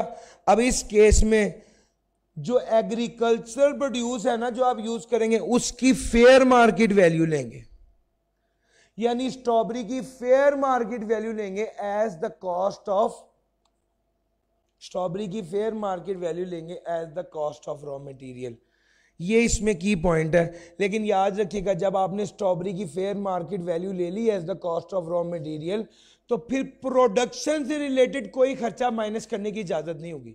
सर जब आपने स्ट्रॉबेरी की कॉस्ट को फेयर मार्केट वैल्यू ले लिया है तो फिर प्रोडक्शन से रिलेटेड कोई खर्चा माइनस करने की इजाजत नहीं होगी। सर ये बड़ा इंपॉर्टेंट पॉइंट है, एक पास पेपर भी आया हुआ इससे रिलेटेड, वो जरूर देख लीजिएगा, उससे बड़ी क्लियर अंडरस्टैंडिंग होती है। अगर मैं एक जुमला बोल के आगे निकल रहा हूं, अगर एग्रीकल्चर प्रोडक्ट को रॉ मटेरियल के तौर पे इस्तेमाल करें, एग्रीकल्चर प्रोडक्ट भी आपने उगाई और अगला प्रोसेस भी आप करके उसी एग्रीकल्चर प्रोडक्ट को रॉ मटेरियल के तौर पे इस्तेमाल कर रहे हैं, तो उस एग्रीकल्चर प्रोडक्ट से आने वाली इनकम पर तो टैक्स नहीं ना लगेगा चूंकि वो एग्रीकल्चर इनकम है। लेकिन जो प्रोडक्ट फाइनल बना रहे हैं वो प्रोसेस्ड गुड जो बना रहे हैं, जो जैम बना रहे हैं, उससे आने वाली इनकम पे तो टैक्स लगेगा ना। तो हम करते ये हैं कि जो कॉस्ट ऑफ रॉ मटेरियल है वो फेयर मार्केट वैल्यू के बराबर लेते हैं, और इस केस में जो गेन निकलेगा वो सारा जैम की इनकम होगी जो टैक्सेबल होगी, और जो कॉस्ट ऑफ रॉ मटेरियल है उसको हमेशा हम फेयर मार्केट वैल्यू के बराबर जब ले लेते हैं तो इसका मतलब यह है कि प्रोडक्शन, स्ट्रॉबेरी की प्रोडक्शन से रिलेटेड या स्ट्रॉबेरी की पैदावार से रिलेटेड अब कोई खर्चा अब इनकम में से माइनस करने की इजाजत नहीं होगी। सर ये स्टोरी थी इसकी। डोमेस्टिक एंड यूनाइटेड नेशन, अगर कोई बंदा नौकरी करता है और इसको सैलरी मिलती है वो एग्जेम्प्ट है, पेंशन मिलेगी वो भी एग्जेम्प्ट होगी। गवर्नमेंट ऑफिशियल ईरान में, ईरान का बंदा पाकिस्तान में नौकरी कर रहा है एम्बेसी में, क्या उस पर उसकी इनकम टैक्सेबल होगी? तो इसका सिंपल जवाब ये कि पाकिस्तानी ये देखेंगे कि हमारा बंदा जो ईरान में पाकिस्तानी एम्बेसी के अंदर काम कर रहा है उसकी इनकम पे टैक्स लग रहा है, जो वो हमारे साथ, अगर वो हमारे फेडरल गवर्नमेंट के मुलाजम की इनकम पर टैक्स नहीं लगाएंगे तो हम उनके सरकारी मुलाजिम की इनकम पर टैक्स नहीं लगाएंगे। ये गेम है सर जी। एग्जेम्पशन अंडर इंटरनेशनल एग्रीमेंट, और इस बात को समझाने के लिए मुझे हमेशा यूएस एड का सहारा लेना पड़ता है। यानी यूएस एड, अगर कोई अमेरिका ने एड भेजी और उस एड मिसाल के तौर पे पोलियो का प्रोजेक्ट था कि पोलियो से पाकिस्तान को आज़ाद करना है, उस प्रोजेक्ट को चलाने के लिए उसका हेड एक अमेरिकन बंदा आ गया, उसकी जो सैलरी है वो उसी ग्रांट में से और उसी डोनेशन में से दी जा रही है जो यूएस एड के जरिए मिल रही है, तो उसकी सैलरी पे टैक्स नहीं लगेगा। अगर सर शर्त क्या है, एड मिली है अमेरिका से, बंदा जो यहां पर है काम कर रहा है वो भी अमेरिका का है, चाइना का नहीं, वो भी अमेरिका का बंदा है, और उसे सैलरी मिल रही है वो भी उस प्रोजेक्ट के अंदर काम करने की वजह से मिल रही है, और उसको जो सैलरी मिल रही है वो उसी डोनेशन के और एड के पैसों में से मिल रही है, तो सर फिर टैक्स किस चीज का? फिर कोई टैक्स पाकिस्तान में नहीं लगाया जाएगा ऐसे बंदे को जो कि एड के पैसों से उसको तनख्वाह दी जा रही है, और जिस मुल्क का वो बंदा है एड भी उसी मुल्क से आ रही है, अमेरिका से एड आ रही है, ये बंदा भी अमेरिका का ही रिहायशी है, और उस बंदे को सैलरी भी एड के पैसों से दी जा रही है, तो पाकिस्तान सिर्फ टैक्स काटने के लिए है। इसलिए उन्होंने कहा कि पाकिस्तान उस बंदे पर टैक्स नहीं लगा सकता। सर ये एग्जेम्पशन अंडर इंटरनेशनल, पहले तो उसने कहा कि अगर टैक्स ट्रीटी है, अगर आपस में मुआहिदा है कि आप हमारे बंदे पे टैक्स नहीं लगाना, हम आपके बंदे पे नहीं लगाएंगे, फिर तो बहस ही खत्म है। और उसके अलावा दूसरे नंबर पे ये बात है जो आपके साथ डिस्कस की, एड भी अमेरिका से, बंदा भी अमेरिका का, काम भी अमेरिका के प्रोजेक्ट पे कर रहा है, तनख्वाह भी एड के पैसों से ले रहा है, तो उस बंदे पर टैक्स नहीं लगेगा, पाकिस्तानी उस पर टैक्स नहीं लगाएंगे। सदर पाकिस्तान ने अगर किसी को ऑनरेरी कोई पैसे पूसे दे दिए हैं उस पर टैक्स नहीं लगेगा, वो एग्जाम्प्ट होगा। सर जी आपको कल मैंने प्रॉफिट ऑन डेट की लंबी स्टोरी सुनाते हुए एक बात बताई थी कि एक प्रॉफिट ऑन डेट एग्जाम्प्ट भी होता है। सर वो कब होता है? जब प्रॉफिट ऑन डेट हासिल करने वाला नॉन रेजिडेंट हो और वो पाकिस्तान से बाहर वसूल कर रहा हो और उसने लोन पाकिस्तान के अंदर दिया हो और उस लोन को पाकिस्तान में बिजनेस करने के लिए इस्तेमाल किया जा रहा हो रेजिडेंट बंदे की तरफ से। प्रॉफिट ऑन डेट लेने वाला बाहर है, उसको प्रॉफिट ऑन डेट कहां मिल रहा है? बाहर मिल रहा है।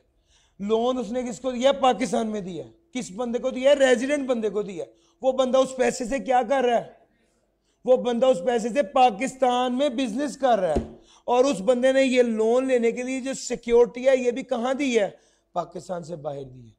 जो सिक्योरिटी है वो भी आउटसाइड पाकिस्तान हो, और आखिरी बात, सिक्योरिटी अप्रूव्ड बाय बोर्ड होनी चाहिए। Security was widely issued outside Pakistan.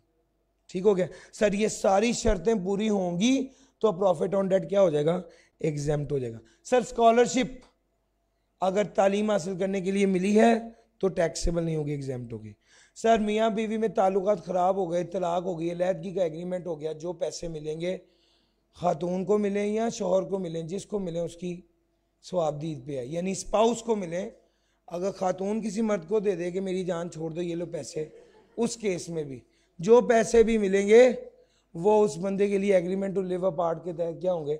Taxable नहीं होंगे बल्कि एग्जेम्प्ट होंगे। सर शॉर्ट टर्म रेजिडेंट, इसमें यह कीमती कॉन्सेप्ट है, सुनिएगा। ये चैप्टर नंबर 13 में भी है और यहां पर भी है, मैं यहीं पर ही एक बार बता रहा हूं। सर कौन सा बंदा शॉर्ट टर्म रेजिडेंट होता है? जो पाकिस्तान में हो, रेजिडेंट हो, नौकरी करने की वजह से रेजिडेंट हो और उससे पाकिस्तान में रहते हुए 3 साल से ज्यादा ना हुए हो, तो वो बंदा शॉर्ट टर्म रेजिडेंट होता है। आपको पता है रेजिडेंट बंदे की पाकिस्तान सोर्स इनकम भी टैक्सेबल इन पाकिस्तान होती है और फॉरेन सोर्स इनकम भी टैक्सेबल इन पाकिस्तान। यस और नो? सर जी वो बंदा जो शॉर्ट टर्म रेजिडेंट है, ये है तो रेजिडेंट लेकिन असल में देसी नहीं है। ये मिसाल के तौर पे मंगला डैम में एक चाइनीज बंदा जो है वो इंजीनियर आया हुआ है, अब उसे रहते हुए 2.5 साल हो गए हैं, है रेजिडेंट लेकिन नौकरी की वजह से रह रहा है, और क्यों रह रहा है, उसे रहते हुए 3 साल से कम हुए, भी 3 साल नहीं हुए, तो ऐसे बंदे को शॉर्ट टर्म रेजिडेंट कहा जाएगा। इस बंदे के चाइना में प्लाजा है, उससे वहां से इनकम आ रही है, तो याद रखिएगा इसको जो किराए की इनकम चाइना से आती है वो टैक्सेबल नहीं होगी बल्कि एग्जेम्प्ट होगी। यानी शॉर्ट टर्म रेजिडेंट की फॉरेन सोर्स इनकम टैक्सेबल नहीं होगी बल्कि एग्जेम्प्ट होगी।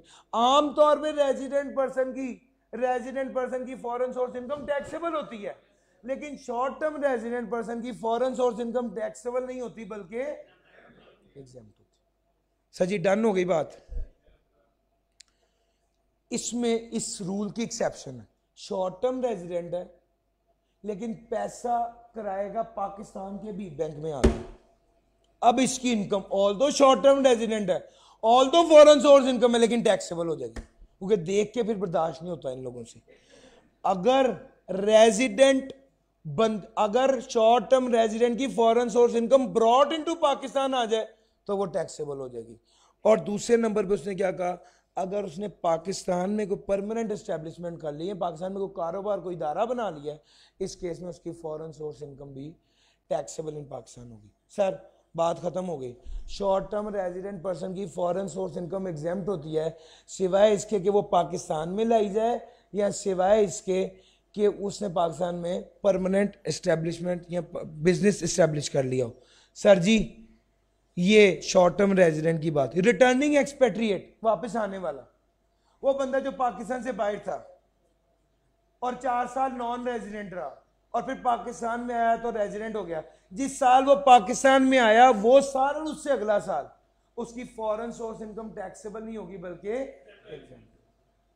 पाकिस्तान से 4 साल बाहर आया, अब पाकिस्तान में आया है, पाकिस्तान से 4 साल बाहर है और 4 साल उसका स्टेटस नॉन रेजिडेंट है। सर जी एक चीज बड़ी इंपॉर्टेंट है, डेटे ना देखने लग जाइएगा, स्टेटस देखिएगा, स्टेटस इंपॉर्टेंट है।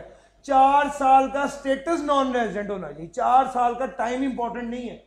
अगर 4 साल स्टेटस नॉन रेजिडेंट था और उसके बाद क्या हो गया, रेजिडेंट हो गया, तो जिस साल रेजिडेंट हुआ वो साल और उससे अगला साल उसकी फॉरेन सोर्स इनकम क्या होगी, एग्जेम्प्ट होगी। ठीक हो गया सर, ये चीज इंपॉर्टेंट थी।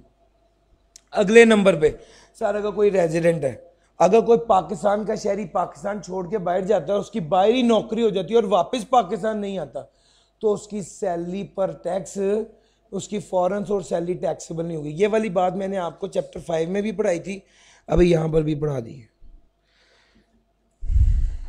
अब चैप्टर ये वाला कंप्लीट हुआ जाके कहीं।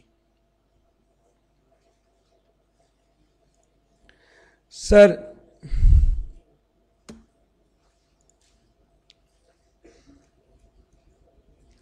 फॉरेन सोर्स इनकम चैप्टर 13 आपके आई कैप की किताब का। सर जिस तरह पाकिस्तान सोर्स इनकम होती है इसी तरह ही फॉरेन सोर्स इनकम होती है, और जिस तरह पाकिस्तान सोर्स इनकम पे टैक्स लगता है इसी तरह ही फॉरेन सोर्स इनकम पे टैक्स लगता है।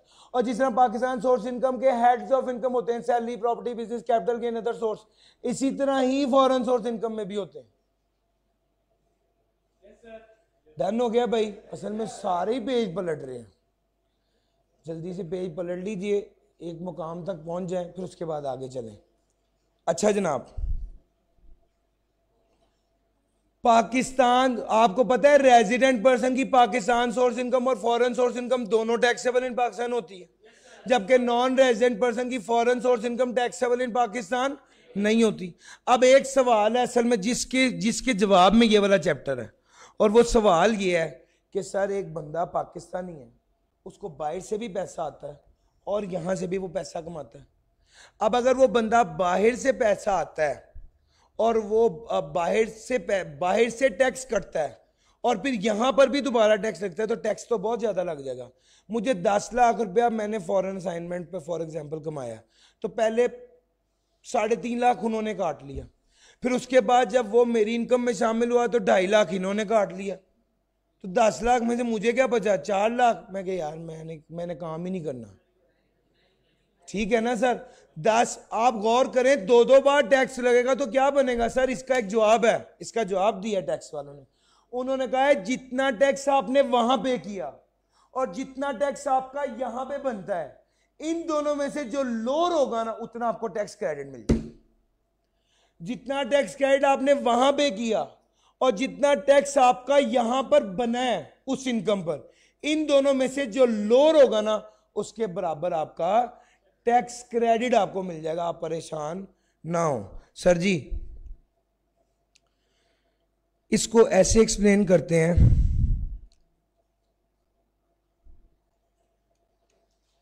असल में ए ओवर बी इंटू सी को ही एक्सप्लेन करना है और मैं सोच रहा हूं कि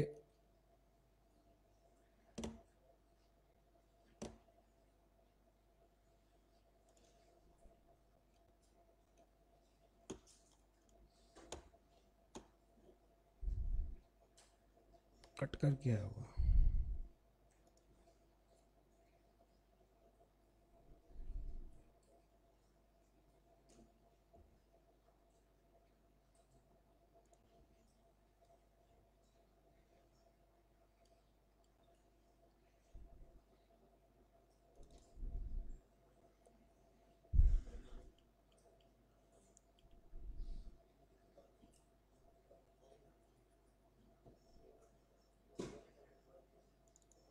सर जी देखिएगा, असल में प्लान मैंने ये किया बजाय कि आपको थ्योरेटिकल एक एग्जांपल करा दूंगा तो आपको सारी चीज क्लियर हो जाएगी। सर जी देखिएगा, सर जी देखिएगा, ये फॉरेन सोर्स इनकम है और ये फॉरेन सोर्स टैक्स है।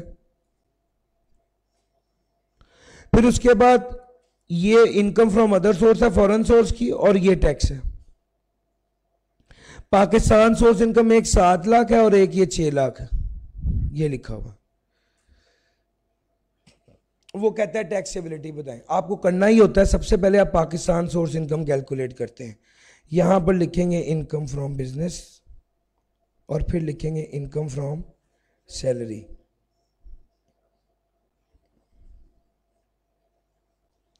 फिर उसके बाद आप फॉरेन सोर्स इनकम पे आएंगे, लिखेंगे इनकम फ्रॉम बिजनेस कितना भाई 1 लाख, और इनकम फ्रॉम सैलरी कितना भाई, इनकम फ्रॉम अदर सोर्स है जी कितना 2,50,000 है सर। ये पाकिस्तान सोर्स इनकम आ गया था 13 लाख और फॉरेन सोर्स इनकम आ गया था 3.5 लाख। सर ये टोटल इनकम आ गई थी 1,650,000। ठीक हो गया भाई, ये आपकी टोटल इनकम आ गई थी। जो अगला स्टेप और मेन स्टेप है वो ये है कि आपने टोटल इनकम से निकालनी थी टैक्स लायबिलिटी। सर जरा मुझे बता दीजिए टैक्स लायबिलिटी क्या बनेगी, इसमें फिगर बता दीजिए जल्दी से।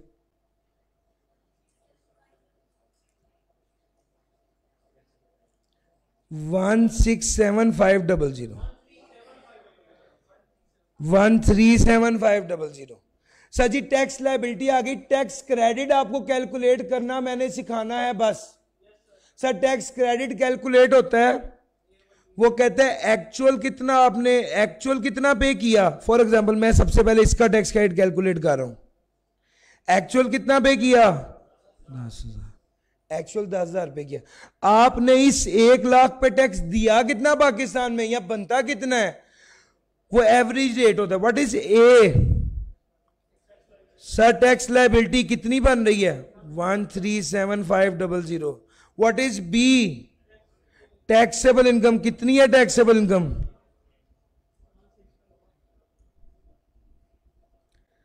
सर जी इसको मल्टीप्लाई कर देंगे, multiply by 1 lakh.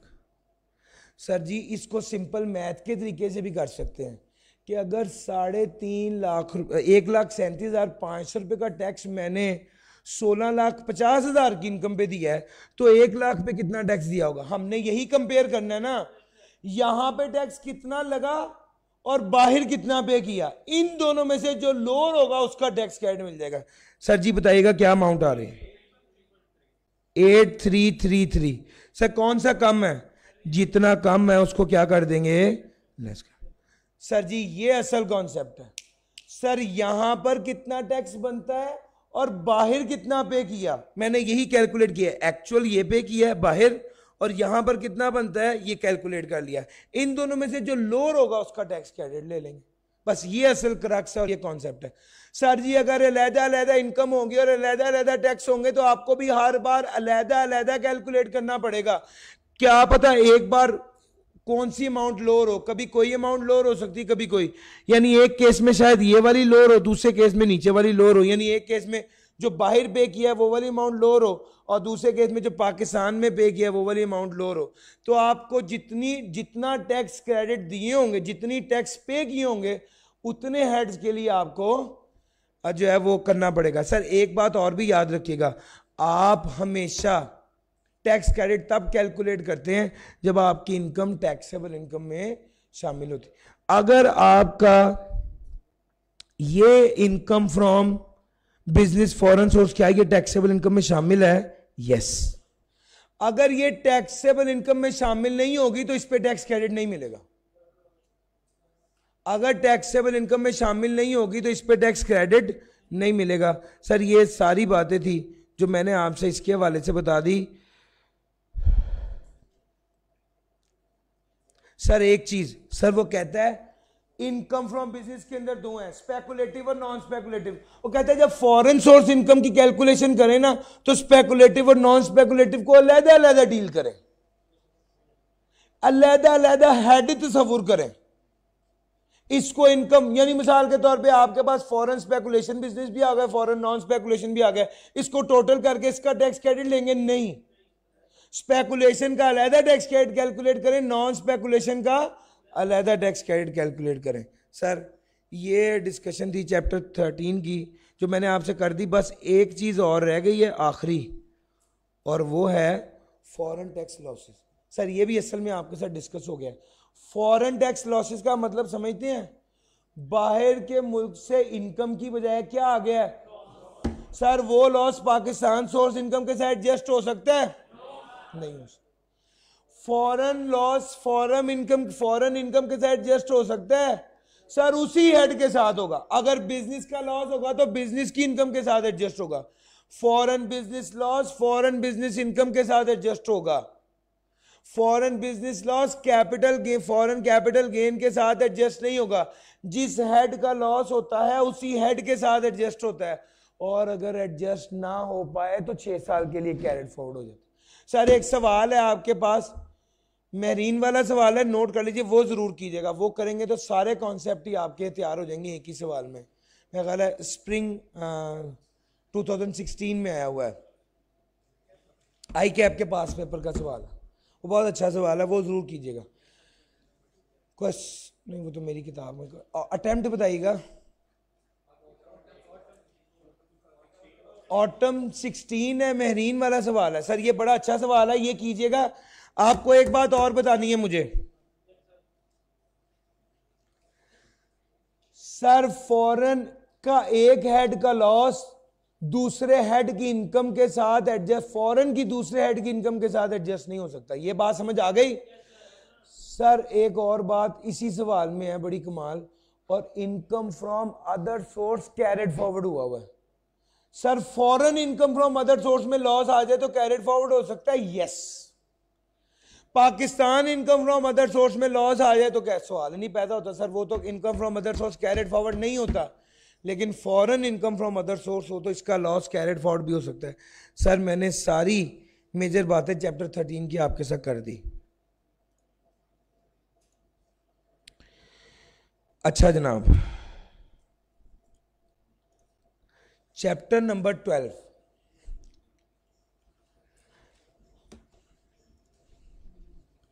Sir chapter number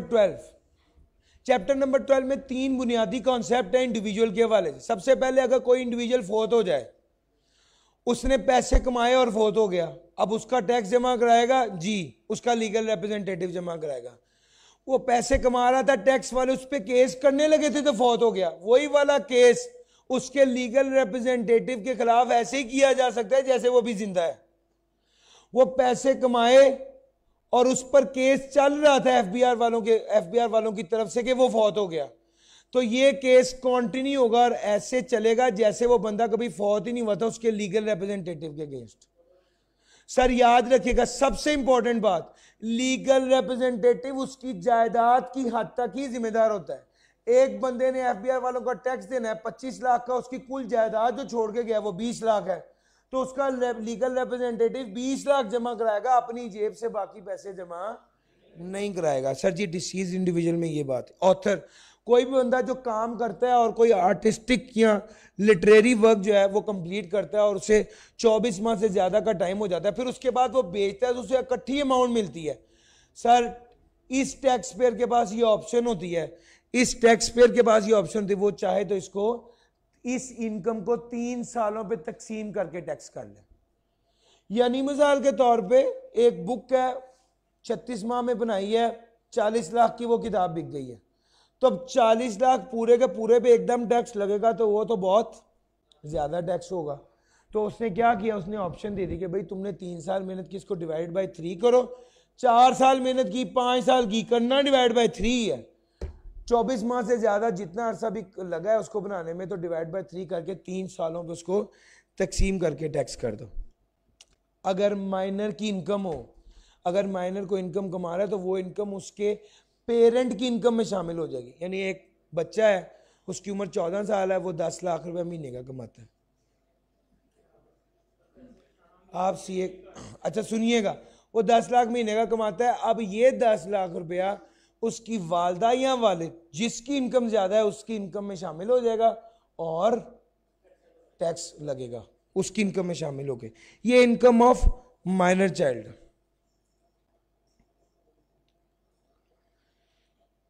sir ji उसके बाद आ गया एओपी। क्या है सर एओपी? आम अल्फाज में अपने समझने के लिए हमेशा ये रखेंगे, एओपी से मुराद पार्टनरशिप है। पहली बात, एओपी अगर रेजिडेंट एओपी होगी तो उसकी पाकिस्तान सोर्स इनकम और फॉरेन सोर्स इनकम दोनों टैक्सेबल इन पाकिस्तान होगी। दूसरी बात, अगर रेजिडेंट, और तीसरे नंबर पे वो कहता है एओपी की इनकम कैलकुलेट करते हैं बिल्कुल सिंपल इसी तरह जिस तरह इंडिविजुअल की इनकम कैलकुलेट करते हैं।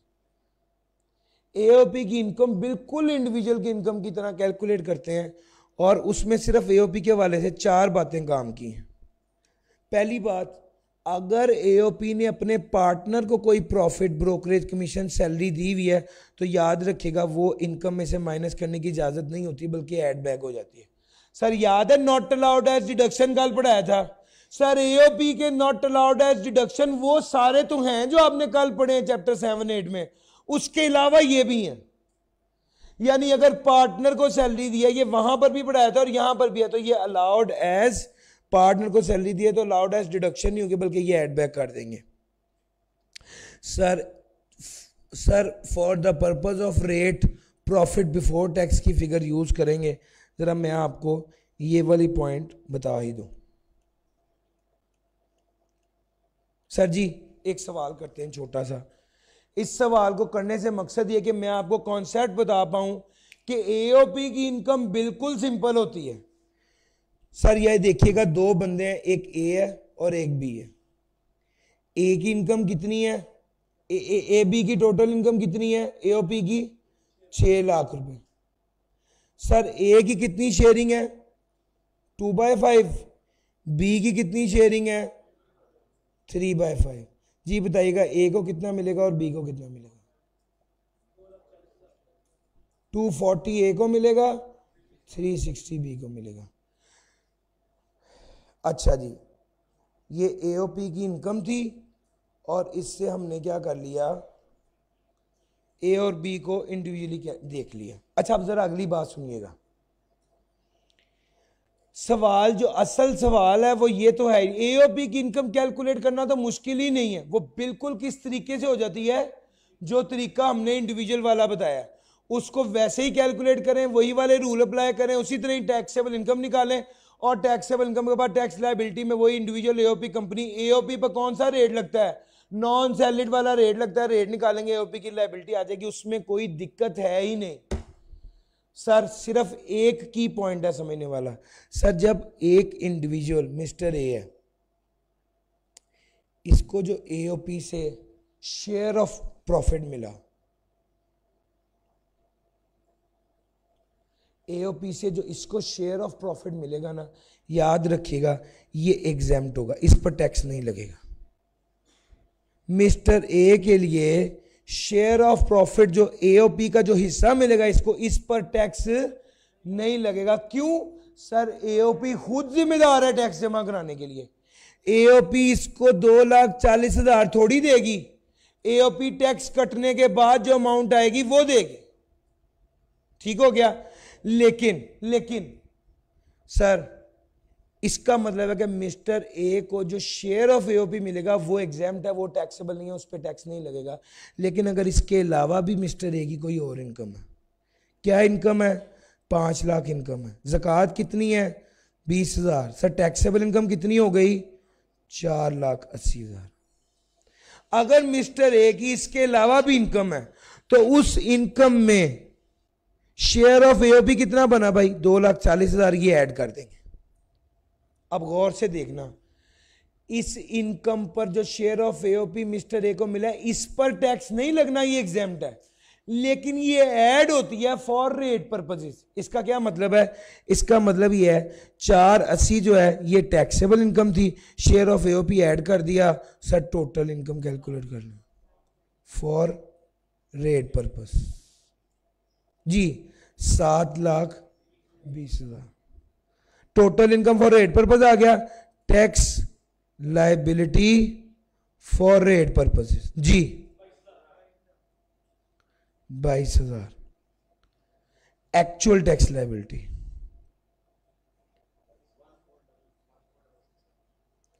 सर पता है कैसे निकालेंगे एक्चुअल टैक्स लायबिलिटी? अब जरा देखना, A over B into C. What is A? 22,000। What is B? 7,20,000। What is C? 4,80,000। Sir कितना आ गया? 142,667। सर जी जो बात समझने की है वो समझिएगा। एओपी से जो शेयर मिला मिस्टर ए को उस पर टैक्स नहीं लगा, लेकिन वो मिस्टर ए की इनकम में शामिल हुआ, टैक्स की कैलकुलेशन में शामिल हुआ। बस ये असल पॉइंट है। उसने इसकी इनकम को बढ़ाया सिर्फ रेट पर्पस के लिए। एक्चुअल में टैक्स लगा है 4,80,000 रुपए, 4,80,000 रुपए पर टैक्स लगा है। लेकिन किस रेट पर लगा है? उस रेट पर लगा है जो कि अगर एओपी इनकम होती तो जो रेट होता उस पर लगा। सर सिर्फ इसको कहते हैं फॉर रेट पर्पसेस ऐड करना। एक जुमला है जिसके लिए मैंने आपको ये सारा पढ़ाया है। Share of AOP is exempt for the member but it shall be included in the taxable income for rate purposes. सिर्फ रेट पर्पसेस के लिए ऐड किया जाता है। असल में क्या होता है? ये एग्जेम्प्ट होता है। सर असल टैक्स लायबिलिटी आई है 14667। ठीक हो गया, 14667 असल टैक्स लायबिलिटी है। और यस और नो? नहीं सर आगे चलते हैं। सर जब आपको यह बात समझ आ गई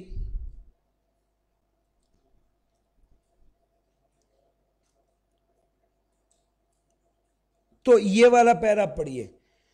अगर किसी टैक्स ईयर के लिए इंडिविजुअल की टैक्सेबल इनकम भी है और शेयर ऑफ एओपी भी है तो उसकी कैलकुलेशन होगी A over B into C. Now what is A?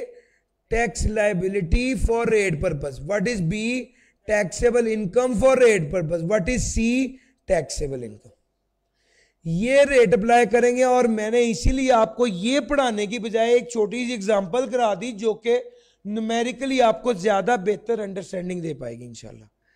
Sir जी उसने, अच्छा मैंने अभी आपको कहा, मैंने कहा एओपी, सॉरी यार, अच्छा एओपी मिस्टर ए को क्या 2,40,000 पूरा पकड़ाएगा हाथ में? नहीं, टैक्स काटने के बाद पकड़ाएगा। लेकिन रेट पर्पसेस के लिए जो अमाउंट यूज करनी है वो ये वाली करनी है।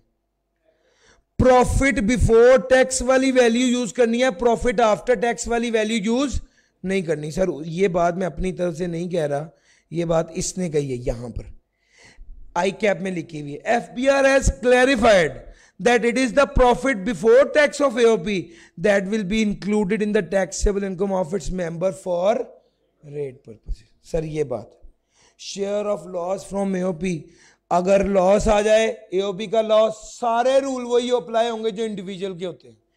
एओपी का लॉस आ जाए तो एओपी का लॉस आ जाए तो इंडिविजुअल के साथ तब भी ऐड होगा? नहीं होगा सर, इंडिविजुअल की इनकम के साथ एओपी का लॉस एडजस्ट नहीं होगा, ना ही एओपी की लॉस की वजह से इंडिविजुअल की इनकम कम होगी। सर जब एओपी का गेन आता है ना तो उसके से रेट बढ़ता है, टैक्स वाले कहते हैं करो करो करो ऐड। लेकिन जब एओपी का लॉस आता है ना तो टैक्सेबल इनकम कम होती है, इससे टैक्स रेट कम होता है। टैक्स वाले मना कर देते कि यार ना करो। मेरी बात समझ आ रही है? असल पॉइंट यही है, लॉस आ गया एओपी में तो फॉर रेट पर्पसेस भी हम कंसीडर नहीं करेंगे और इंडिविजुअल की इनकम के अगेंस्ट भी एडजस्ट नहीं होगा। सर अगर एफटीआर इनकम हो गई तो वो भी एडजस्ट नहीं होगा। ये भी बड़ा इंपॉर्टेंट पॉइंट है, पास पेपर में 2 बार टेस्ट हुआ है। एनटीआर इनकम ही सिर्फ फॉर रेट पर्पज एडजस्ट होती है, एनटीआर इनकम ली जाती है for rate purposes, FTR income नहीं ली जाती। जॉइंट वेंचर बिल्कुल वही है, जॉइंट वेंचर बिल्कुल वही है जो एओपी है। सर ये कुछ बातें इस बार नई किताब में आई हैं, पहले मौजूद नहीं थी। सोचा तो ये था कि इनको थोड़ा डिटेल से करा दूंगा, कोशिश करता हूँ, ऑल्दो हमारा टाइम 3-4 मिनट ऊपर जा चुका हुआ है। सर एक बाप और बेटा है, बाप ट्रांसफरर, बाप ने प्लॉट या घर की मकान नाम किया, अपने बच्चे के नाम किया है। एक बाप, सच्ची ध्यान से सुनिएगा, सिर्फ 3-4 मिनट की बात है। बाप ने एक मकान अपने बच्चे के नाम किया है।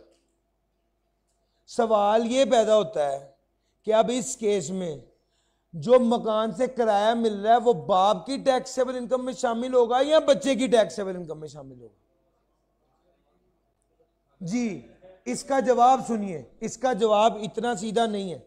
सबसे पहली बात यह है, बाप ने बच्चे के नाम पे ट्रांसफर किया है तो बात यह है कि वो प्रॉपर्टी अभी भी किसके कंट्रोल में है? बाप के कंट्रोल में है, यानी ट्रांसफरर के कंट्रोल में है। तो ये जो रेंटल इनकम आ रही है ये बाप की इनकम समझी जाएगी। Point number 1। पॉइंट नंबर 2, अगर आपने जो बाप ने बच्चे को नाम तो कर दिया मकान, लेकिन बाद में साथ ये भी लिख दिया अगर ये फर्मा बरदार रहा, क्योंकि अभी पता नहीं ना आगे फ्यूचर में क्या होना है, यानी ये रिवोकेबल है। अगर रिवोकेबल होगा तो इसका मालिक कौन हुआ? इसका मालिक ट्रांसफर होगा और उसको ही किराया मिले। लेकिन अगर ये इरिवोकेबल था कि मैं हर तरह इसके नाम पे करता हूं और उसने अपने नाम रजिस्ट्री भी करा ली, अब इस केस में ट्रांसफरी जो है उसको उसकी इनकम में शामिल होगा ये रेंटल इनकम। तीसरे नंबर पे, अगर प्रॉपर्टी अपने बच्चों के नाम ट्रांसफर करने के लिए हमने किसी दूसरे के नाम ट्रांसफर की है, where a property is transferred by the person to his spouse और माइनर चाइल्ड और another person for the benefit of spouse और माइनर चाइल्ड, तो इस केस में प्रॉपर्टी असल में किसकी रहती है? ट्रांसफर। बाप ने बच्चे के नाम फर्ते मोहब्बत से ट्रांसफर कर दिया, बीवी के नाम कर दिया, ये असल में प्रॉपर्टी किसकी रहेगी? बाप की अपनी रहेगी और उस रेंटल इनकम उसकी इनकम में शामिल होगी और उसे उस पर टैक्स देना होगा। हाँ, अगर किसी बंदे ने अपनी बीवी के नाम ट्रांसफर किया और उससे बाकायदा पूरे पैसे लिए हैं तो इस केस में वो प्रॉपर्टी फिर उसकी बीवी की होगी और वो किराया उसकी बीवी की इनकम में शामिल होगा। ये केस है सर। सर जी अगला point, if the property has been acquired by the transferee with funds provided by the transferor, अगर प्रॉपर्टी एक्वायर की गई है ट्रांसफरी को और फंड्स प्रोवाइड किए गए ट्रांसफर को, the transfer will not be considered as made for adequate consideration, और ट्रांसफर को एडिक्वेट कंसिडरेशन नहीं माना जाएगा। अगर प्रॉपर्टी एक्वायर की गई है ट्रांसफरी की तरफ से जो कि फंड्स प्रोवाइड किए गए थे ट्रांसफर को, तो ये एडिक्वेट कंसिडरेशन नहीं माना जाएगा और इस ट्रांसफर को एक्सेप्ट नहीं किया जाएगा जब तक कि साबित ना हो जाए कि रजिस्ट्री हो गई है उस बंदे के नाम जिसके नाम ट्रांसफर किया गया। सर फंड्स ट्रांसफर होना इतना इंपॉर्टेंट नहीं है जितना इंपॉर्टेंट यह है कि क्या रजिस्ट्रेशन उस बंदे के नाम हो गई। Sir ji change in constitution of AOP, अगर एओपी की कॉन्स्टिट्यूशन में तब्दीली आ गई तो क्या होगा? सर जिस तरह आपने अकाउंटिंग में पढ़ा, सर 6 माह बाद 3 पार्टनर थे 4 हो गए, सर टाइम बेसिस पे जिस तरह अकाउंटिंग में ट्रीट करते हैं टैक्स वाले भी बिल्कुल उसी तरह ट्रीट करते हैं। अगले नंबर पे वो कहता है और अब अगला सवाल ये कि रिटर्न कौन जमा कराएगा। पहले तो 3 पार्टनर थे, अब 2 रह गए। भैया जो partner at the time of filing of return, return के टाइम पर जो पार्टनर मौजूद है उसकी जिम्मेदारी है कि वो रिटर्न जमा कराए। चेंज इन कॉन्स्टिट्यूशन का ये मतलब है। डिसकॉन्टिन्यूस, बिजनेस डिसकॉन्टिन्यू कर दिए, तो जब रिटर्न का टाइम आया उस वक्त जितने लोग मौजूद थे उन सब पर जिम्मेदारी है कि वो क्या करें, एओपी की रिटर्न जमा कराए, और अगर वो मर गए तो उनके लीगल रिप्रेजेंटेटिव कराएंगे। सर आज की आखिरी बात इस सेशन की, succession to business other than on death. Sir death नहीं हुई, जानशीनी मिल गई है। अगर आपको जानशीनी मिल गई है, आप किसी चीज को कंट्रोलिंग पोजीशन पे आ गए किसी चीज के, तो सवाल है कि उसकी रिटर्न कौन जमा कराएगा। जब जिस साल जानशीनी मिली और उससे पिछले सालों की सारी रिटर्न प्रीडिसेसर पुराना बंदा कराएगा, और उससे ऑनवर्ड जब जानशीनी मिली उससे ऑनवर्ड सारी जिम्मेदारी आपकी है। जब जानशीनी मिली उससे पिछले की सारी जिम्मेदारी प्रीडिसेसर पुराने बंदे की है। अच्छा, जब जानशीनी मिली इसके बाद की सारी जिम्मेदारी आपकी है, लेकिन पिछले केस में जो प्रीडिसेसर था, जो जाने वाला था, वो मुल्क से बाहर चला गया और वो आपको सारा इख्तियार दे गया, तो इस केस में जो प्रीडिसेसर से रिलेटेड लायबिलिटी थी वो भी सक्सेसर अदा करेगा, वो भी जानशीन जिसको ये राइट मिला और इख्तियार मिला और जो मालिक बना है वो अदा करेगा। हाँ, वो बाद में प्रीडिसेसर से रिकवर कर सकता है। सर ये पॉइंट था इसके हवाले से। सर जी